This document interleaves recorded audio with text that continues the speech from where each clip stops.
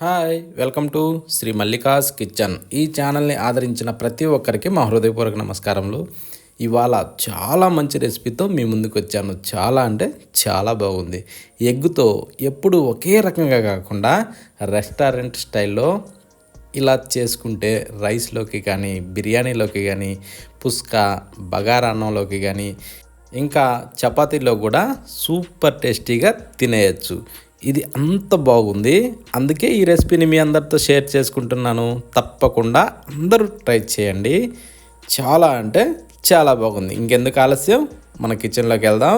ముందుగా మనం కోడిగుడ్లని నేను ఉడకబెట్టి పెట్టాను. ఓకే, వీటిని ఏంటంటే ముందుగా ఉడకబెట్టి రెడీ చేసి పెట్టిన తర్వాత ఈ విధంగా మధ్యలోకి కట్ చేసా.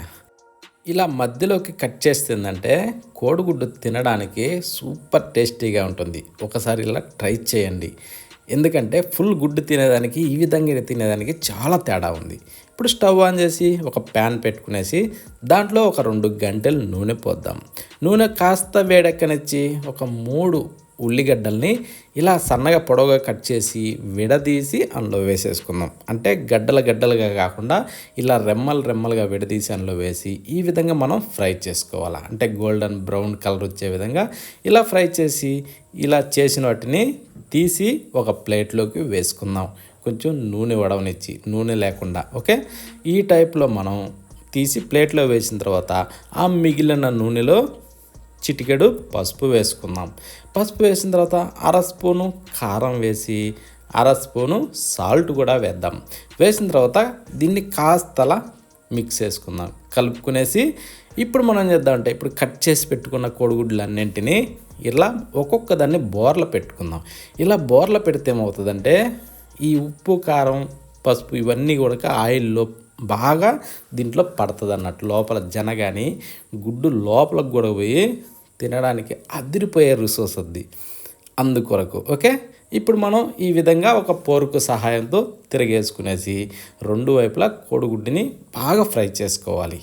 ఇలా చేసిన దాన్ని ఒకసారి తిని చూడండి, ఎంత బాగుంటుందంటే అంత బాగుంది. ఓకే, ఇప్పుడు ఈ విధంగా ఫ్రై అయిన తర్వాత తీసి ఒక ప్లేట్లోకి వేసేసుకుందాం మొత్తంగా. అంటే జనాలు ఎక్కువ శాతం విడిపోకుండా జాగ్రత్తగా తీసుకోవాలి. ఈ విధంగా తీసిన తర్వాత వీటిని పక్కన పెట్టి ఒక మిక్సీ జారీ తీసుకునేసి ఇందాక మనం ఫ్రై చేసి పెట్టిన ఆనియన్ పీసెస్ని ఇందులో వేసేసుకుందాం. ఇవి ఎట్లా అంటే మాడకుండా చూసుకోవాలి. మాడితే సేదు వస్తుంది. ఈ కలర్లో ఉంటే ఏంటంటే మంచి రుచి వస్తుంది. ఓకే, అందుకోసమని మనం ఎప్పుడైనా సరే ఇలాగనే ఫ్రై చేసుకోవాలి. ఇప్పుడు వీటిలో మనం నీళ్లు పోసే అవసరం లేదు. ఓన్లీ వీటినే ఇలా పేస్ట్ చేసుకుందాం. ఏంటంటే ఇందులో నీళ్లు పోయకుండా ఇలా గ్రైండింగ్ చేస్తే గడ్డ టైప్లో వస్తుంది, కానీ ఈ విధంగానే దీనికి మంచి రుచి వస్తుంది. ఓకే, ఇప్పుడు దీన్ని తీసి ఒక బౌల్లోకి వేసేసుకుందాం. వీడియోని స్కిప్ చేయకుండా ఆఖరి వరకు చూడండి, ఎలా చేయాలన్నది. ఇది ఈ విధంగా చేస్తే ఎంత మంచి రుచి వస్తుంది అన్నది అర్థమవుద్ది. ఓకే, ఇప్పుడు దాన్ని పక్కన పెట్టి అదే మిక్సీ జారీలో ఇంకొక 3 టమోటాలని, అది మంచి పండ్లు తీసుకోండి, సూపర్ రుచి వస్తుంది అన్నట్టు. ఓకే, ఈ విధంగా కొంచెం పెద్ద ముక్కలుగా కట్ చేసుకుంటే సరిపోతుంది. ఇలా కట్ చేసి మిక్సీ జారీలో వేసి దీంట్లో కూడా నీళ్లు పోసే అవసరం లేదు.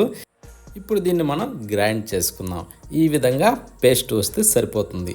ఎందుకంటే టమోటాల్లో నీరు శాతం ఉంటుంది కాబట్టి ఎప్పుడు కూడా నీళ్లు పోసే అవసరం ఉండదు. చూడండి ఎలా వచ్చింది. ఈ విధంగా మనకి పేస్ట్ కావాలి. ఇప్పుడు దీన్ని పక్కన పెట్టేసి ఇందాక ఫ్రై చేసిన ఆ నూనెలోనే ఒక బిర్యానీ ఆకు అందులో వేసేసుకుందాం. మధ్యలోకి విరిచి వేసిన తర్వాత కొంచెం జాపత్రి, ఒక 5 లవంగాలు, ఒక 2 ఇంచుల చెక్కని ఇలా మధ్యలోకి విరిచేసుకునేసి ఇప్పుడు ఒక 3 యాలకులు కూడా అందులో వేసేద్దాం. వేసిన తర్వాత కొద్దిగా అలా కలుపుకునేసి ఒక 3 పచ్చిమిరపకాయలని ఇలా మధ్యలోకి చీల్చి అందులో వేసుకుంటే ఏమవుతుందంటే చిటపటాని ఎగరకుండా సైలెంట్గా సూపర్గా ఎగతాయి అన్నట్టు. ఓకే, అందుకోసం ఇప్పుడు ఒక స్పూను అల్లం వెల్లుల్లి పేస్ట్ కూడా దాంట్లో వేసి దీన్ని మనం పచ్చి వాసన పోయేదాకా వేగనివ్వాలి. ఇలా కలుపుతూ పచ్చి వాసన పోయేదాకా దీన్ని మనం కంపల్సరీ వేగనివ్వాలి. ఆ తర్వాత ఇందాక గ్రైండ్ చేసి పెట్టుకున్న టమోటా పేస్ట్ని అందులో వేసేసి దీన్ని కూడా మనం బాగా కలుపుతూ ఒక 2 నిమిషాల పాటు మంచి కలర్ వచ్చేదాకా వేగనివ్వాలి. ఇలా వేగిన తర్వాత ఇప్పుడు మనం ఏం చేద్దామంటే ఒక 2 స్పూన్లు కారం వేద్దాం. కారం వేసిన తర్వాత 1 స్పూను ధనియాల పొడి, సగం స్పూను గరం మసాలా, పావు స్పూన్ అంటే చిటికెడు జీలకర్ర పొడి అందులో వేసుకుందాం. ఎక్కువ అవసరం లేదు. చిటికెడు పసుపు కూడా అందులో వేసి 1 స్పూను సాల్ట్ వేద్దాం. వేసిన తర్వాత ఇవన్నింటిని బాగా ఇలా కలుపుతూ కాసేపు అలా వేగనివ్వాలి. ఆ తర్వాత ఇందాక ఆనియన్ పేస్ట్ ఉంది కదా, ఆ పేస్ట్ని దాంట్లో వేసేసుకుందాం.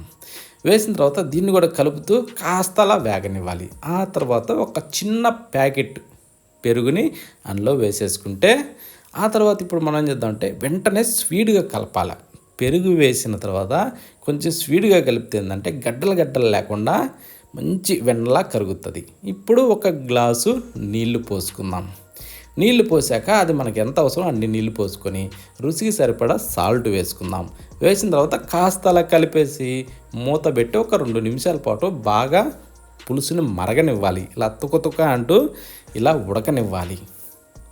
ఓకే, ఈ టైప్ ఉడికిన తర్వాత ఇందాక మనం ఫ్రై చేసి పెట్టుకున్న కోడిగుడ్లు ఉన్నాయి కదా, వీటిని ఈ విధంగా వెర్లికలా పెట్టేద్దాం. ఈ విధంగా వెర్లికలా పెడితే ఏంటంటే ఈ జనలు అన్నది విడిపోకుండా అందులోనే ఉండి తినేటప్పుడు కూడా మంచి రుచి వస్తాయి. ఇప్పుడు మనము మూత పెట్టి ఒక 4 నుంచి 6 నిమిషాల సేపు బాగా మరగనివ్వాలి. ఇలా మరిగిన తర్వాత ఆ మీదకించి కాస్త కొత్తిమీర అలా చల్లుకునేసి కాస్త ఇలా తిప్పుకుందాం. ఎందుకంటే గంట పెట్టి పసపస కలబెట్టకూడదు. కలబెడితే ఏమవుతాయంటే జనలు అందులోనే కరిగి తినడానికి అంత మంచి రుచి అనిపించవు. చూడండి ఇప్పుడు ఎలా ఉన్నాయి, జన ఒక్కటి కూడా విడిపోదు, కానీ తింటుంటే మాత్రం చాలా మంచి రుచిగా ఉంటుంది. నువ్వు దేంట్లోకైనా సరే సూపర్ టేస్టీగా ఉంటుంది. ప్రతి ఒక్కరూ ఈ విధంగా ట్రై చేయండి. నాకు తెలుసండి, ప్రతి ఒక్కరు కూడా ఖచ్చితంగా ట్రై చేస్తారు, ఎవ్వరూ వదులుకోరు. ఇంత మంచి రెసిపీని ఎవరైనా వదులుతారా? ఎంత బాగుందంటే అంత బాగుంది. ప్రతి దాంట్లో కూడా పర్ఫెక్ట్గా సెట్ అయింది. ఎంత కొత్త వాళ్ళైనా సరే ఈజీగా తయారు చేసుకోవచ్చు.